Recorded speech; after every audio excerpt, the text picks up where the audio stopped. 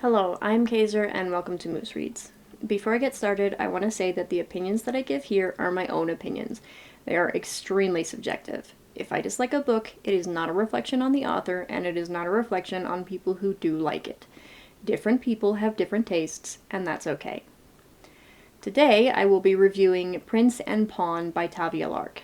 This is the third book in the Perilous Courts series. It is a queer fantasy romance. The description says, "Be obedient. Be grateful. As the neglected, illegitimate son of a powerful family, Corin is expected to follow his magic-gifted brother to the palace as a servant. He's unwilling, but resigned, and allows himself one night of distraction in a stranger's arms.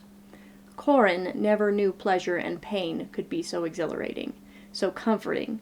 Corin only regrets he'll never again see the anonymous man who ruined him for anyone else. Until the next morning, when Corin meets his brother's new arranged fiancée.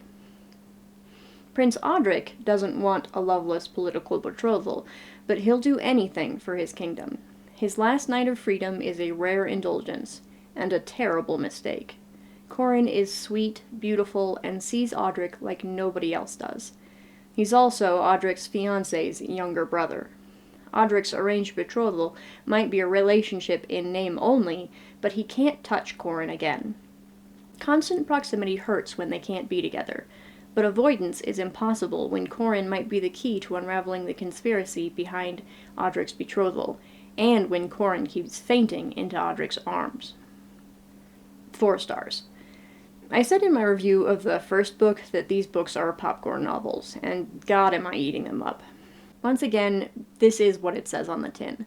A good time and an easy read. Also, unbelievably predictable. Sometimes I wonder if I'm being too hard on books, and they aren't as predictable as they seem to me.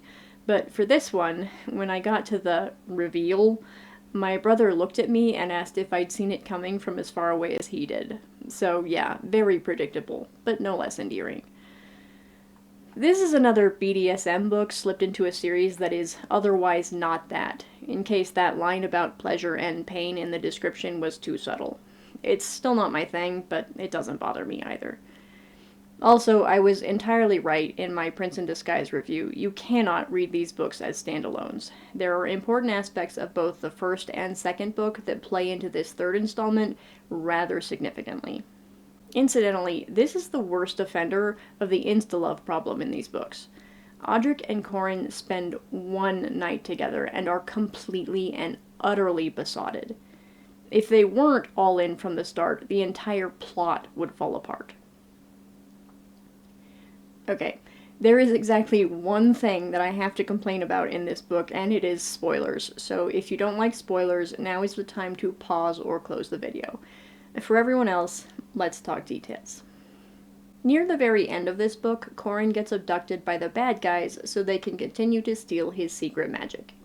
His secret magic being the extremely predictable bit, by the way. He's stowed in a storage closet, and a surprise ally, that I didn't find all that surprising, sneaks in to free him.